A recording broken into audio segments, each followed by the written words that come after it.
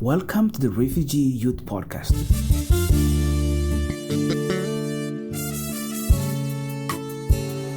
On this show, we meet and have conversations with refugees from across the nonprofit sector, arts, and entrepreneurship domains about what they do, why they do it, and explore the ways in which they create meaningful transformations and impact.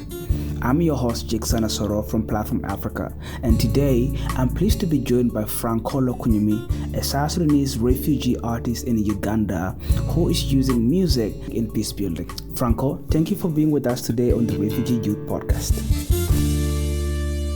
Hi, good evening, listeners, and welcome to the Refugee Youth Podcast. So this podcast has been in the works for a long time. We've had so many iterations and changes and like what kind of names we want to name it, but finally we're here today, and today we are talking to a phenomenal refugee musician in Uganda. He goes by the name Franko. He works in Uganda. The most interesting thing about this podcast is that Franko is is a very close friend of mine, so this is like the safe bet type of scenarios. Like you want to do the first thing with someone that you know, so that if you mess up, it's not too bad.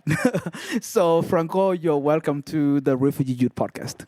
Thank you so much, Jacksana. Thank you, and I appreciate and I honor your invitation. Thank you so much. Yes. So Franko, I already know you. I think a lot of people in Uganda or in South Sudan already know you, but for the sake of our listeners who have no idea who Franko Lokunyumi is, can you tell us a bit about who you are? Like, who is Franko Lokunyumi? Yeah, I go by the names of Franko Emmanuel, and I'm a South Sudanese. I based in Uganda as a refugee. I was posted into BDBD refugee settlement, Yoyo village.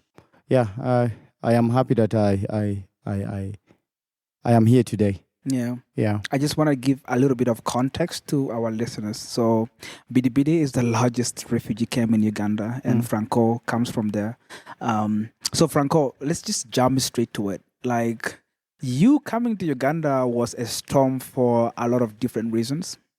The one storm is, of course, unfortunately, a lot of people came to Uganda as refugees, and that is not something to celebrate. But when you came to Uganda, something else happened. You started creating songs that, painted vividly the frustrations and the experiences of refugees here in Uganda.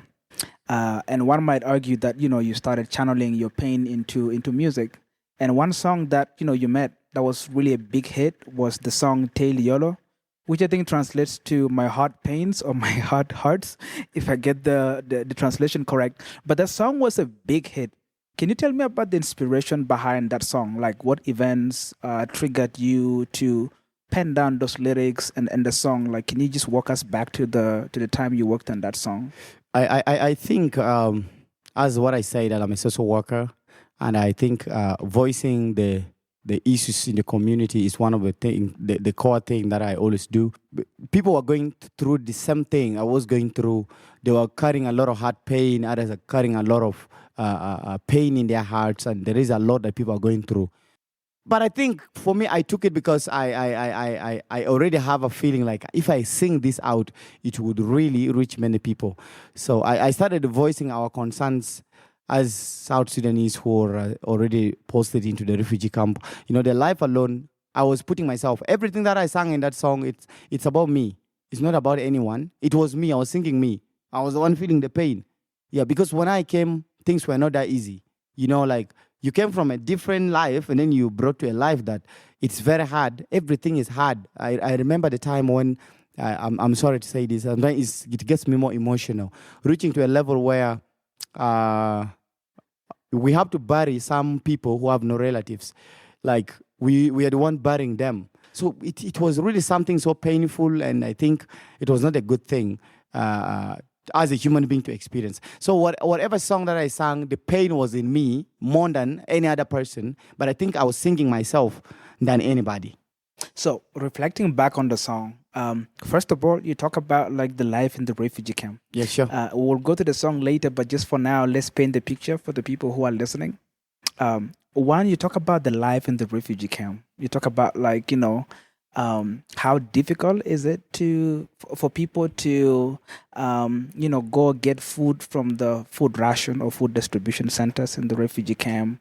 You talk about things that people have to wear on their eyes to get verified and all of that. Yeah. Just paint for us that picture, so people kind of get what you're talking about in the Yeah, song. so Tewil is one song that I think I talked more about what people was going through.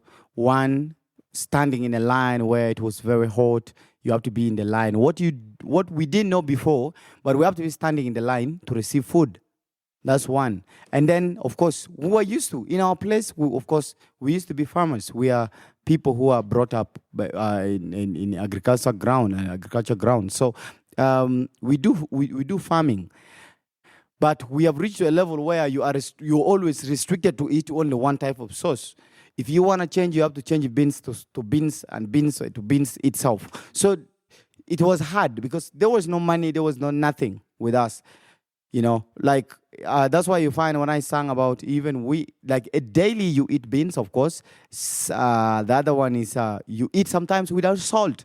Because the salt the organization gives that time, it was not enough. It was not really enough. It was small, like for people who are single like us, even the food that was given to me, personally, I eat that food for like 2.5 weeks and the food is not there. And that's supposed to last for how long? It is supposed to be for 1 month or the 1 month. So it has to only take you like for 2 weeks. So really, you just look at yourself and you'll be like, oh, it was hard. But that gave us to hustle and do a lot and made us to be strong. Like that was a lesson like we learned. So yeah. I was looking at whatever I was going through and I started airing them in that song. That song, whatever I aired mostly my own feeling. It was my own feeling. And reflecting back, looking at what people have left behind. Many people have left good houses. Many people have left a lot of animals, and many people have left a lot of things, better things behind. Yeah. But today, here we are. So that is a disadvantage of war. War is one of the most baddest things, and I think nobody wishes to be in a war. Yeah. So that is one of the things that I think I came in and I started airing it out. And because it was already the situation that everyone was going through. It was the same thing. I sang the mind of the people. Exactly. That's why the song was what was taken so serious. Yeah. And then also, of course, in the other whole thing, I had to also encourage the people and encourage myself to forget. Because there is no way we cannot get back. Yeah. We cannot get back. Yeah. There is no way. We have to just forget and life goes on. Yeah. And then the other song, of course, when I aired more of I just wanted to follow up on what you just said. So the other two themes that I recognized or noticed in the song is just what you talked about.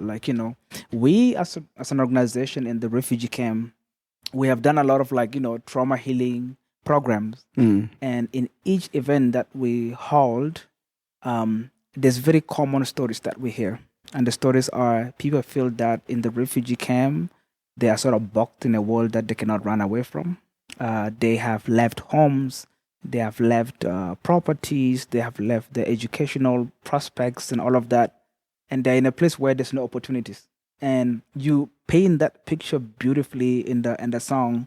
When you talked about we drink porridge or we eat porridge, without salt, without sugar, or like the food that we're eating sometimes. And I think all of us experienced that at some point. It was a low point that, you had to cook food and survive without salt. But I think things have really radically changed since then. And I think the last theme that I think you really discussed in your song is also the idea that people have to forget and reconcile and move forward. I think my next question ties into that. So what do you think is the role that music plays in promoting reconciliation and people coming together? I think I can say if music is used, music would be the first thing that can unite people very fast, because we all live by music. Whether you like it or not, we live by music. We listen to music. Even your footsteps when you're moving, it's a beat itself. It's music. Sometimes when you're doing your work, music rings in your head. So everywhere there is music. And music is a tool that speaks tool that speaks to everyone. Because music, like for example, if I release a song now and I put it online, so many people will listen to this song. If I release this song can move from a Bluetooth to a Bluetooth and Bluetooth to a Bluetooth, from WhatsApp to a WhatsApp to another WhatsApp to another WhatsApp. And this song can spread the news from where I am to where I don't know. So music plays a big role, that if music is used as a tool to promote peace or to reconcile people, I think it would be more easy for people to adapt to it. It's one of the most easy tools anyone can use for passing information, I can say. Because people listen to it. And music is not like an announcement where it is announced today in a paper and is thrown away. Music is something that lives there forever. Today we're talking about Tewili. Tewili is one song that personally I just have the lyrics in me, but I think I've literally forgotten the song. I no more listen to the song, because every day I have to be creating new ideas. I have to come up with new lyrics. I need to be thinking of, hey, which music can I do? What is the community going through? I have to be looking at issues I can address now. But when you listen to the song right now, it takes you back. Yeah. And by the way, I stopped performing that song already. Yeah, there is something that I think I will talk about. I've stopped performing some of my songs. There are three songs that I don't perform them anymore. One is Tewili, two is Pai Gele, and the Pai Gele is the one that talks about the situation currently people are going through. By the way, is the song that you have to go press things, you have to go put out things in your eyes. Like there is a lot of stress for you to get food. So that song, I think I don't perform it these days, because anytime I perform the song, I become emotional. And I have one song which was a prophecy. I think the prophecy that I said in 2013. I sang that song in 2013. I left it. And the prophecy came out in 2016. That brought us to the camp. So it was a prophecy. I can say that. So those are three songs that I don't anymore touch them. Exactly. Apo Yesu, Tewili, and Pai Gele, those songs. Whenever I'm going for a show and I'm performing, I normally make sure that I don't always sing them. Because anytime I sing the song, it touches me. It enters me. It is in my heart. Like I feel like somebody is renewing my wounds. Like I really don't want to have that feeling again. I really wanted to heal and move on with life. Because it has happened and it has happened. You cannot point fingers on anybody. You can't blame anyone. It has happened. So let's talk about like the peace agreement in South Sudan. That's like the elephant in the house, right? The peace agreement in South Sudan. What are your thoughts on the concrete implementation of the agreement and the possibility of maybe refugees returning back home? The question is, are you optimistic or pessimistic? Do you think that people are gonna go back soon, or what are your thoughts? Well, according to me, I've been to the country severally. Literally, the implementation of the peace, it's going on well. It's going on well. And the government is also trying to make sure that the citizens go back home. Both parties are trying all their efforts. They are putting all resources to make sure that the people go back. But I think this takes to trust. Now, it will take now people to trust, and the confidence they will build on the people who are there up there. First of all, how am I going to trust that when I go back, I'm not going to be chased back? This is a big question that I think everyone is asking currently, the people who are in the camp. And this will also lead us to the elections that are going to come. We're going to select the leaders that are going to be leading us. So again, this very question has to come.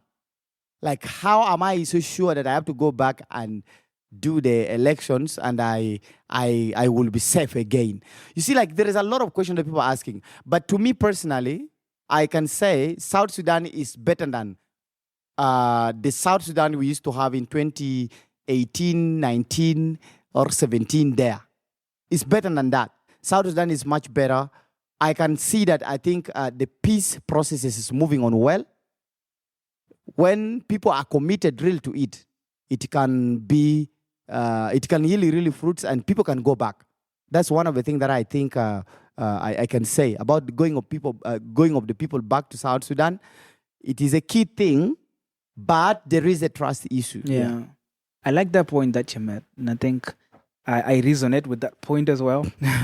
I think the biggest fear that people have about returning back is that, what if I go today and something happened tomorrow?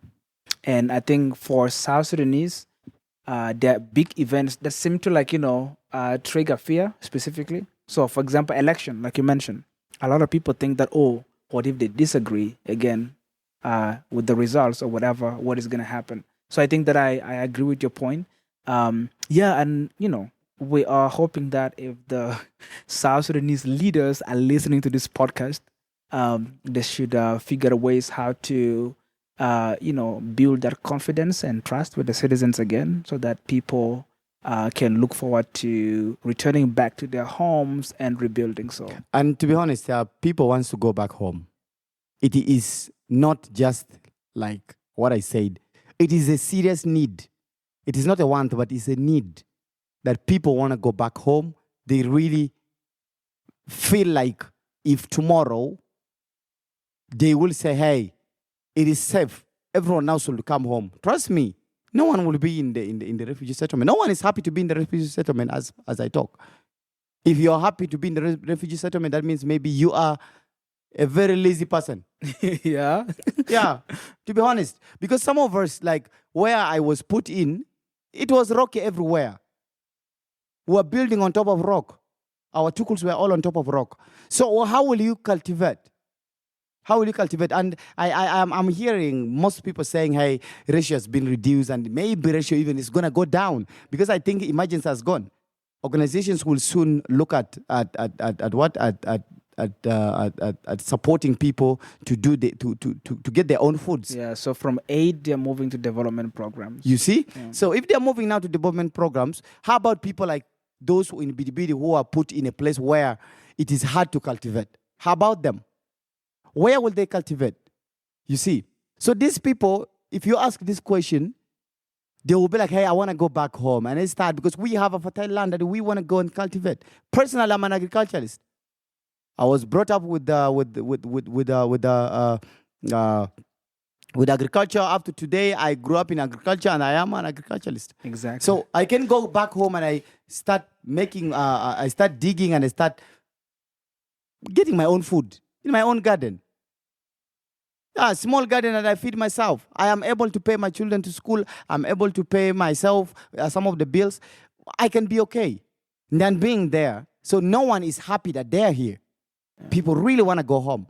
That's beautiful. Okay, let's do something interesting. Let's switch up the gears. So we talked a lot about your song, about Taylor Yolo and other inspirations behind it and all of that. Can we do an honor to the listeners and play that song, huh? a live acoustic version of the song here on the podcast? We have guitars in the studio. You play. Sure. And we have DJ Popper in the studio. He plays. We have Sami. So we have I think a plethora of talents in the house. So do we do that? Can we do that? Yeah, we can do that. No problem. We can do that. Yeah, sure. Let's go. Juba! Tuka! Oh mama, te wili yongalo, mi men, te wili yongalo mama, mi men, geliba dainde, mi men, geliba dainde mama, mi men, Maltanina de, kande maldi, Maltanina de, kande malta muhaba, Jinum Sudani de, Bilimunas ketir, Binum Sudani de, Bilimunas ketir, Asade nina bigati tab jede malo ya jama, Kuluyom janjaro, Binun mile, Sukari zado mafi, Hajan biya sukun kuluyom medida, te wili yong alo.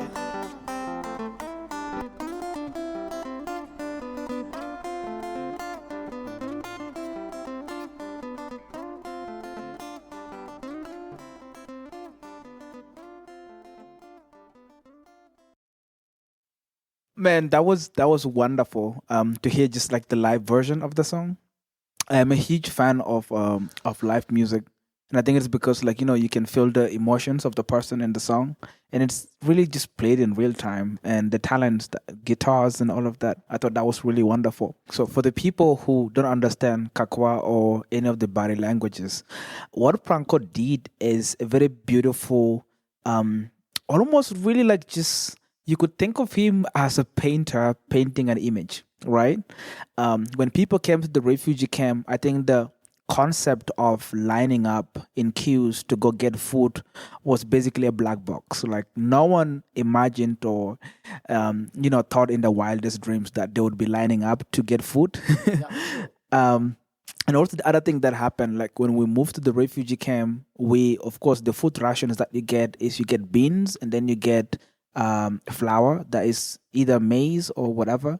And for a lot of people, getting salt or getting oil or all of that, it was crazy complicated to achieve. And you sang about that in the song. You said, we are eating porridge without sugar. Sometimes we have our food without salt. Can you just like go back to that experience and try to reimagine for us, like, what was that like coming to the refugee camp? And in a minute, understanding that your home is gone, but just beyond that, you don't have, autonomy over your life and the things that you can do. I think if you can ask anybody and ask a person whether a person is willing to be a refugee, no one will be in position to accept to be a refugee. It's one of the most painful thing, I think, to another human being to happen to anyone who is existing in this planet. I think being pushed away from where you are settled to where you have to start from the scratch is one painful thing. So many people really came in, they lost a lot of things. So many things that people lost. There are those who have started business and their business were doing well. They were already paying their children to school using their business. There are those ones who are farmers. They have already things they have cultivated. Others have already started making at least money out of their farms. But at the end of the time, it has been taken to zero. There are those ones who have at least from the struggle, they have struggled to build for themselves houses that are better off. They have already shelter. They are put on their on their head. There is a roof at least. But you find from there till today, like the people have been brought from square six to square zero. So it is really a painful thing when you flash back and think of whatever was happening. That's why I really try to think of if I can paint the image that way. And it came out, I think it came out very nicely, and people were really feeling it because it was really the concern of the people, and everybody was really feeling that pain. So that's what happened. And I think that song was really the light to me personally. I respect that song along, though these days I don't perform it. I know. Because it's a little bit emotional. Anytime I perform that song, it really reminds me of how hard it was. Like the life was really very hard. Like me, I came as a single person. It was a very hard thing, staying alone. You cannot be managing other things, like it was really painful. There are even people who sometimes died with nobody. There are those people who died with nobody, totally nobody around them. And just talking about emotions and how the song evokes emotions, and that song, when you performed it in the camp, there was a show that I think our organization sort of worked together with you to bring you to this refugee camp called Afwa. When you performed the song, people literally started crying, right? And trust me, I've seen a lot of people cry during a performance, but only on the screen. So Michael Jackson or Bad Bunny. So it was like really beautiful to witness sort of music being able to evoke emotions to that level. So really picking up from there, let's talk about some of the reactions to your song after it was released. So obviously you are something of a superstar right now, and I don't say this lightly. Your music is crossing borders and playing in Australia, in the US. You've recently performed in Sudan. It's unfortunate what is happening there right now. Now, for me, one of such reaction, I guess, is that, your music, is going global and it's resonating with people. But you somehow, I think that you talked about avoiding the songs, not performing them, but those songs are, what people call artivism or using art for activism. And so you sort of like cross to the activism space. My question is like, with the space for dissent or freedom of speech or activism shrinking in South Sudan, also with the political instability, have you ever felt like, you were drawing unwanted political attention? Or is that like a far-fetched type of question to ask? Yeah, I think there is a lot of questioning that I encountered. So many people came and others were pushing it so hard on me, and others were thinking I might be supporting a political group.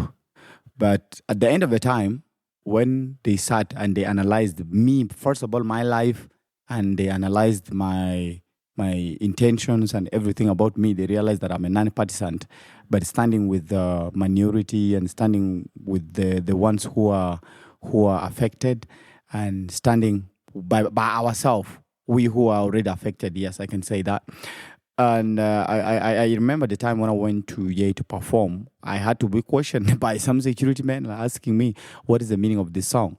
Why did you sing about this? Because I have two songs that sound so a little bit revolutionary. I think revolutionary. There are two songs. Yeah.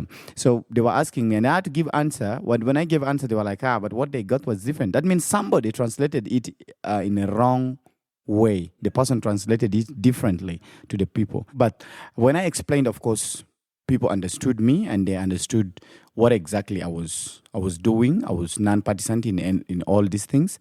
I was standing my ground as an activist and as an artist, a person who speaks at least in for the people. Yeah. So, but when I realized of late, of course, in 2019, I realized that the music I was doing more was causing more havoc. Like, it was really touching people's hearts. It's opening the wounds.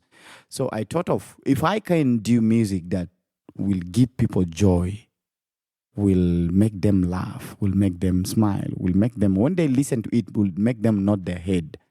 So that would be really better. And then I tried my best and tried to write some contents that are good, that can make people laugh, that can make people nod their heads. So I did that, and I did a lot of consultations. Of course, I did a cultural song, and the song really raised me up, I think. Yeah. I just wanted to go back a little bit. So in 2017 and 18, we worked with you again on this project called KIFAYA. So for people who also don't speak Arabic, KIFAYA is the Arabic word that directly translates to enough. And basically, we brought together, musicians like Franko, a couple of artists like from JJD, those of T-Bangs, yeah. Who were the rest? Filter Bob. Filter Bob was there. We had Ronnie. We had the Free Boy. Yeah. We had who?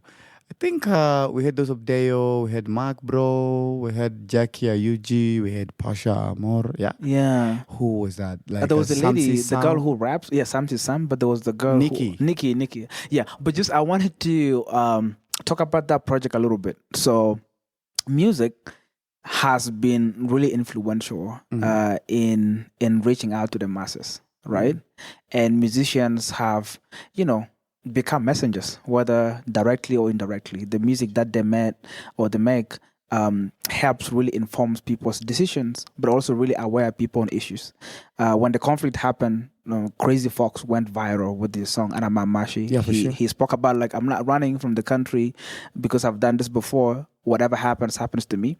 And like what he did was basically depict the level of frustrations that people had in the country. But you guys in Uganda had this amazing type of music talking about the experiences of people in the refugee camp. KIFAYA, as a project, was aimed at bringing musicians and empowering their voices as peace builders. So there was two approaches to the program. One, we had training with you guys.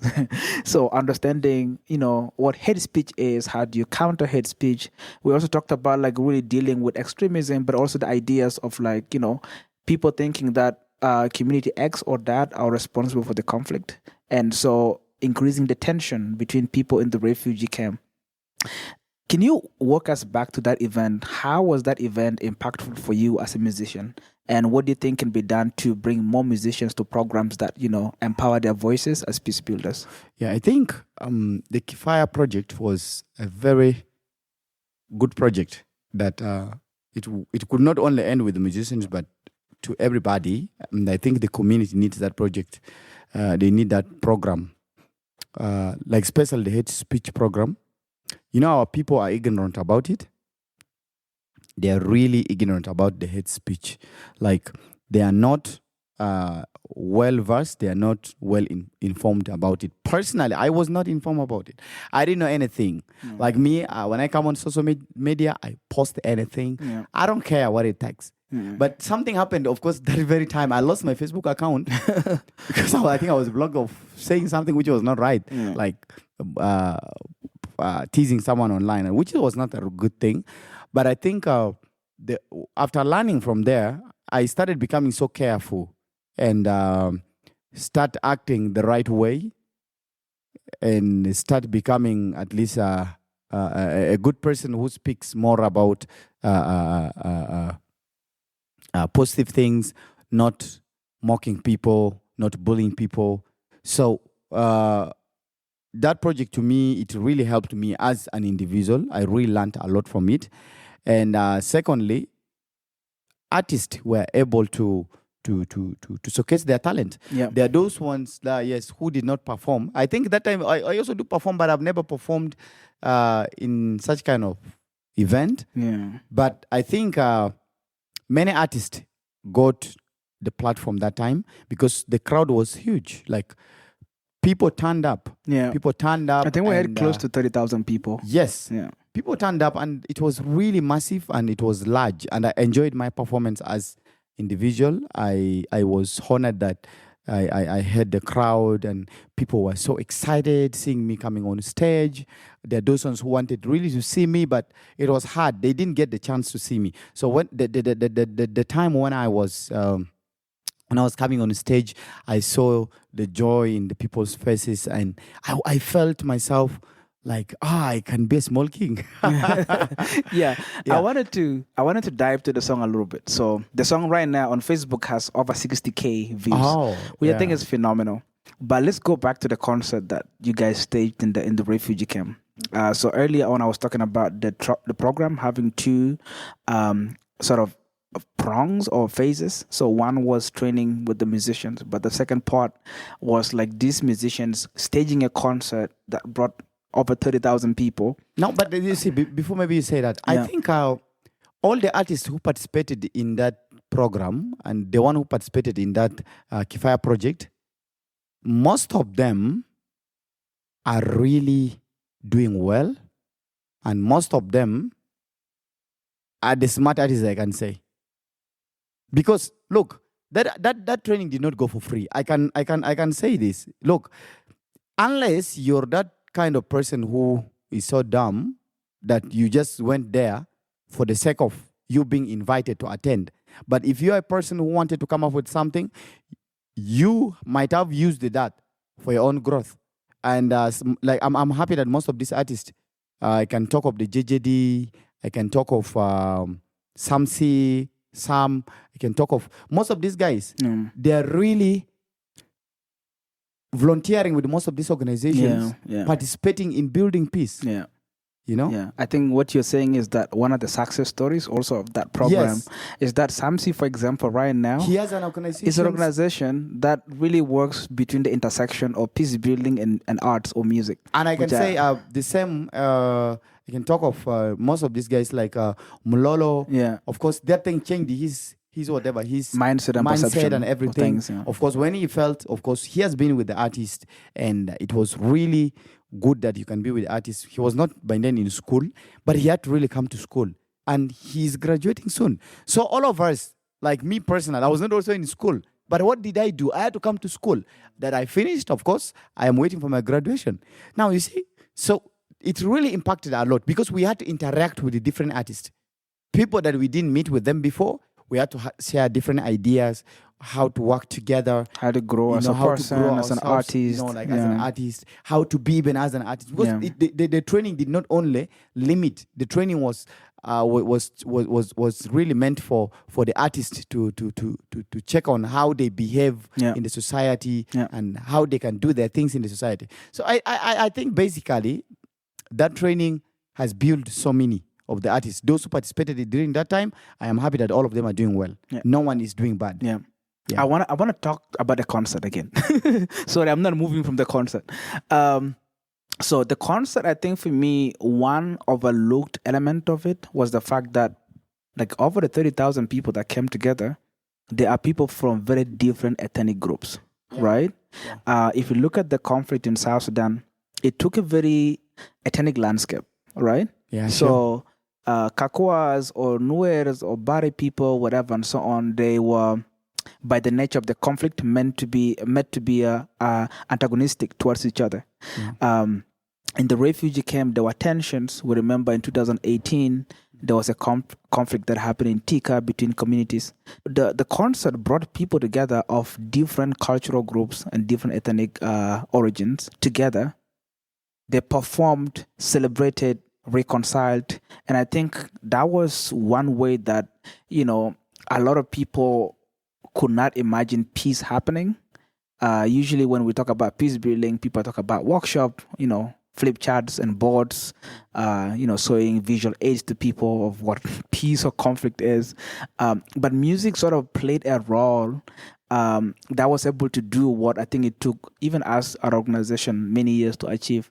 The first thing that I can say is that the whole project made us interact a lot and learned that we as artists, we could the peace can start with us, and we could be the best to build up peace in our lane, building up peace in our society, in our communities, and in our even our clans, going down to our Payams, going down to our Bomas. Okay, so can we switch to another subject? After initial music dropped, a lot of people were sort of expecting you to follow suit in the trajectory of, activism or using art for music, like in your songs Teli Yolo or Paigele. But like the music that you released later sort of took everyone by surprise. It was way different from all the other, stuff that you have worked on. Can you tell me more about that song? I think there is something special about my transition and what I did, because at the end of the time, I sat down and tried to listen to the songs that I did, and I noticed that my songs were so emotional, and it plays a lot with people's emotions and triggering, triggering a lot of things, feelings of loss, and a lot of pain. So I was like, if I continue doing this, I think one time I will end up pushing people, I will end up influencing people to the edge, and people will end up, those who will end up going crazy, and those who will end up thinking not right. So I thought of if I can do something different from that. And what I shared with one of my friends, of course, it's one of my friends who lives in the US. I shared with her and I was like, hey, I think I need to do something like this. And she was like, wow, I think that is very good. So what do you want to do exactly? I was like, I think I want to do a cultural song. So she was like, okay, that sounds good. So what do you need to do this? I was like, I think I need to do a research and find more details. I really went in and started collecting my data. I started collecting information from different people. And I just wanted to say, unfortunately, I lost two people who really participated in the... elders who helped you. The elders who participated in giving me information, who participated in correcting me. And guiding me. Elder people, those people were really old. I have to say condolence to the family of Lubari Ramba, and may his soul rest in peace. And Lord Inya as well, may your soul rest in peace. Those people really helped me, and they talked to me. And Lubari Ramba is one of the legendary artists who sang cultural songs, and he helped me. I I came up with a good song. Yeah, and So the song is titled Keri Loka Kwa. Keri Loka Kwa. Keri Loka Kwa What is means- Keri Loka Kwa? Keri Loka Kwa means the culture of Kakwa. The culture of Kakwa. Yeah, in other words, you can say Labilo Kakwa. Because Kakwa and Bari, this is a sister language. Yeah. They understand itself. So with the Bari, of course, it's a Keri. Yeah. So when you say it in Kakwa, it's Labi. Labi. But mostly, I named it as a Keri because it is connected even to the Pojulu people. Exactly. The same culture the Pojulus are having, the same culture the Bari, the same culture the Kuku people and the Nyangbara people, they're having the same culture. So I thought of if I can name it as Keri Loka Kwa because it is the same thing.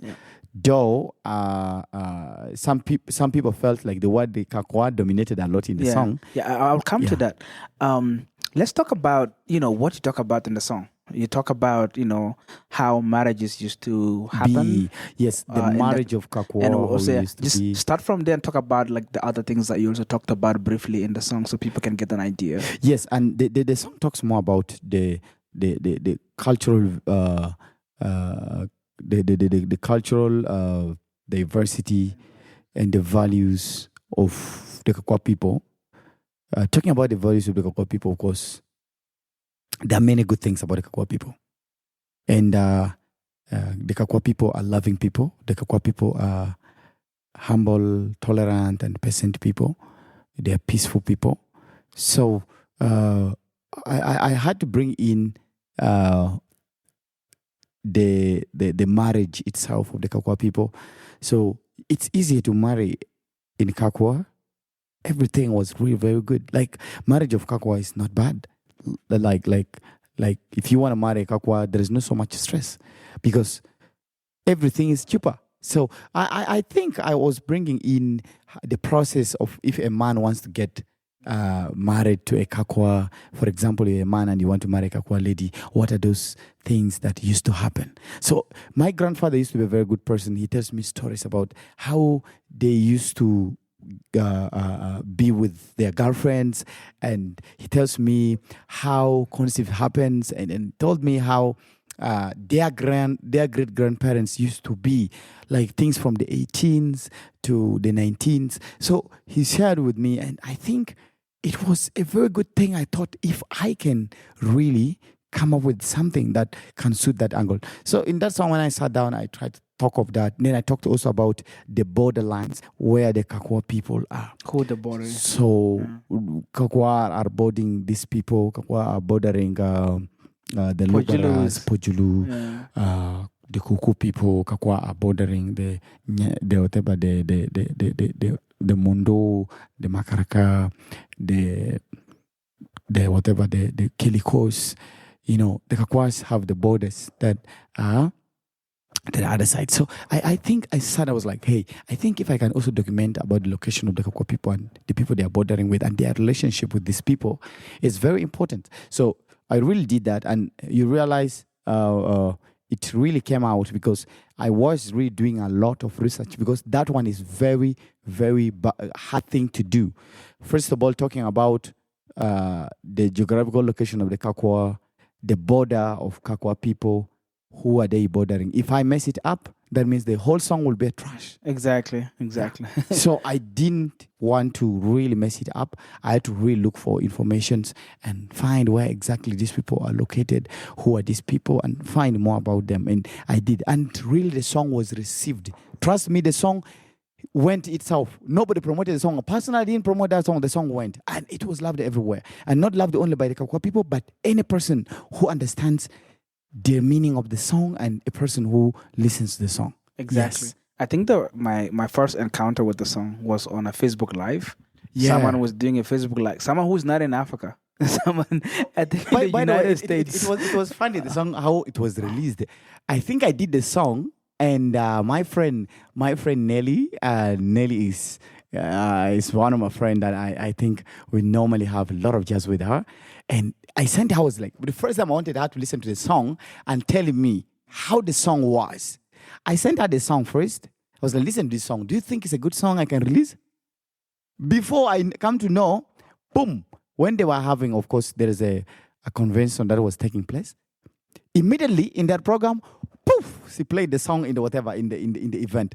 Trust me, everybody got the song from there and then, and everything. She was going live and everyone was sharing and people wanted that song. Yeah. People are looking for the person who sang that song. There was the night when the song was released, I did not sleep. Like, because I didn't upload the song on YouTube. She just released the song and the song was already going.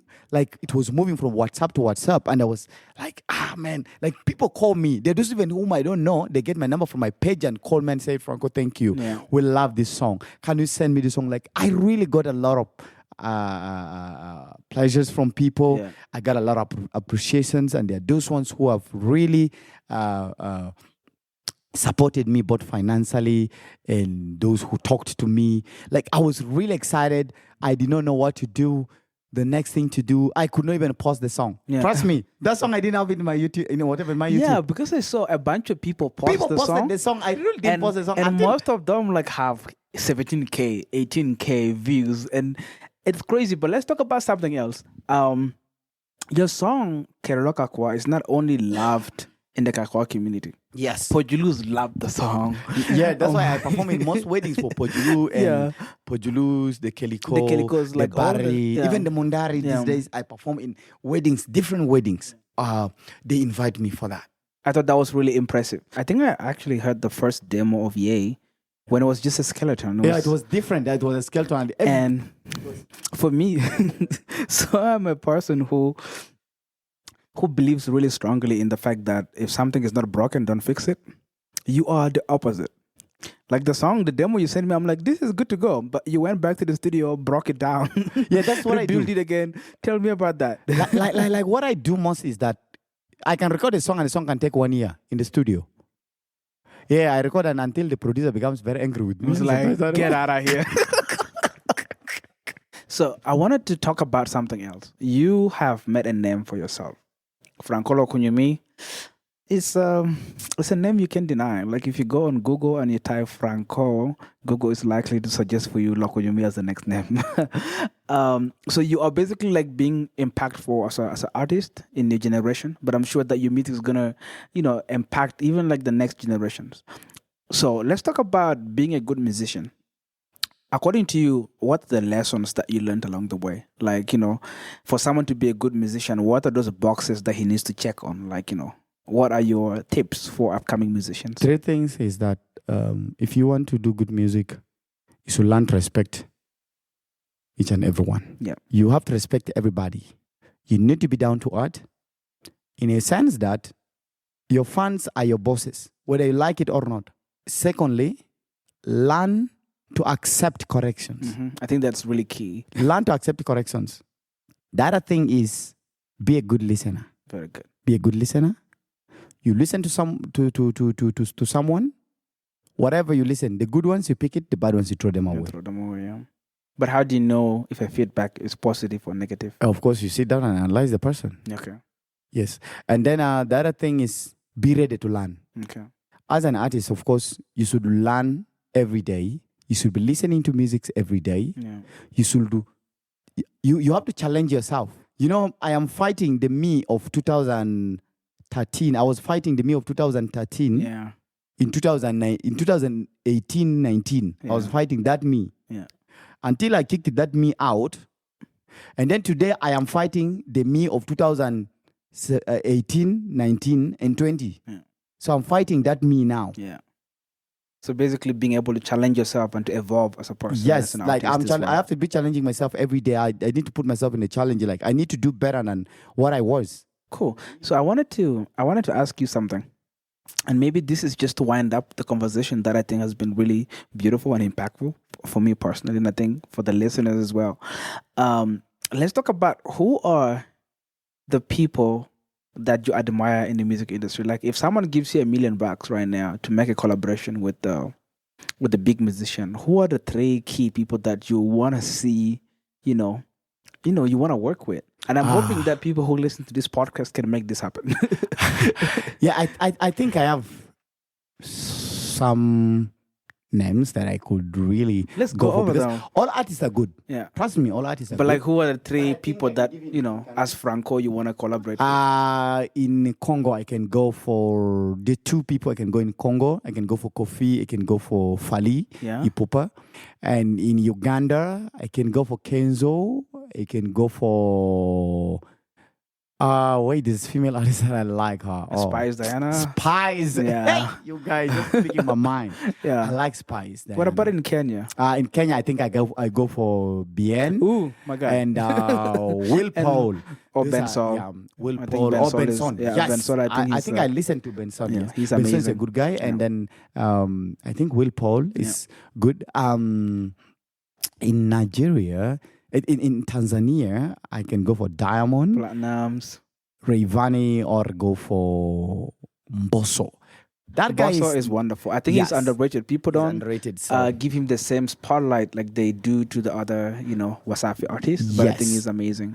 I think I can go to Mbosso and this female artist, Nandi. Nandi is amazing. Yes. But one thing I noticed is that we have isolated South Sudan. Can we go Now. back home? Okay, back home in South Sudan, I think I can. In South Sudan here, people that I can go do. I can do collaboration. That I've done already collaboration with a few of them. I did with the WJ already. I have a song that is coming in.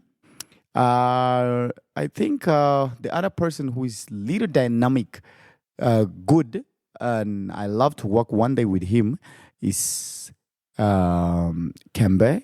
Kembe, yeah. Kembe is very good. And Yaba Angelosi, Dynamic, these are guys that I've worked with. Yeah. I worked with Dynamic, but Angelosi, I'm looking forward to work with The Angelosi. opportunity, yeah. Yes. Yeah. We already have the The arrangements. contacts. And, Yes, yeah. and we're going to work with him. Cool. Some project so soon. Yeah, and I think in the female side, I'm looking at Madonita. Ooh, Ha! she's a gem. Oh, man. She's a gem. Nobody knows that. Yeah. Hey, that girl has Yeah. the thing. She's She a has a gem. voice. That's amazing. So, just to wrap up this amazing conversation, can we do another live performance of Kereloka Kwa? Yeah, sure. Let's do a live performance of this Kereloka Kwa. It's one of my favorite songs, guys. I hope you're going to enjoy it. Cool. Carry Yeah. the guitar and do your thing. Yes. So, guys, let's go. Chuba. Rumba music. Rumba Africa. Franko Lokunyumi. Kubo bangonta, kubo bangonta, kubo bangonta la vilika loka kuwa. Kubo bangonta la vilika loka kuwa. Oh la vilika la vilika nga, la vilika la vilika. Oh kerilika la kerilika. A kerilika la kerilika.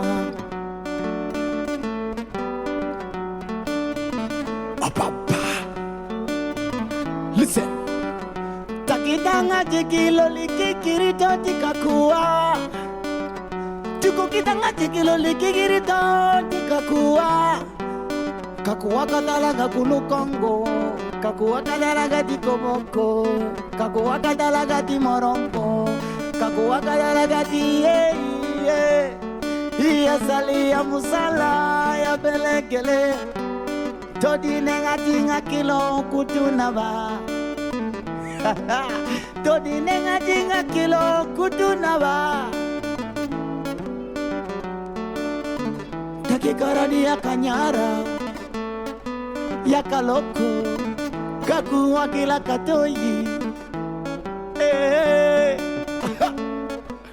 Kakuwati Kongo naromakuta nisenelaso. Kakuwati Koboko naromakuta nisenelaso. Kakuwati naromakuta nisenelaso. Ngajiti lanya naromakuta, ngajiti kajoketi naromakuta, ngajiti jua naromakuta, ngajiti naromakuta, mutu teregeka naromakuta.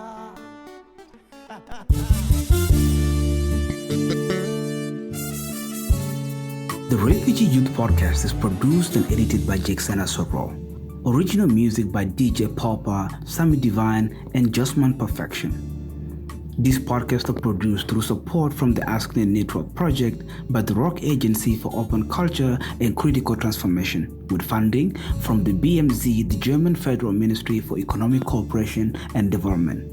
You can email us at info@platformafrica.online or find us on Facebook and X at Platform NGO.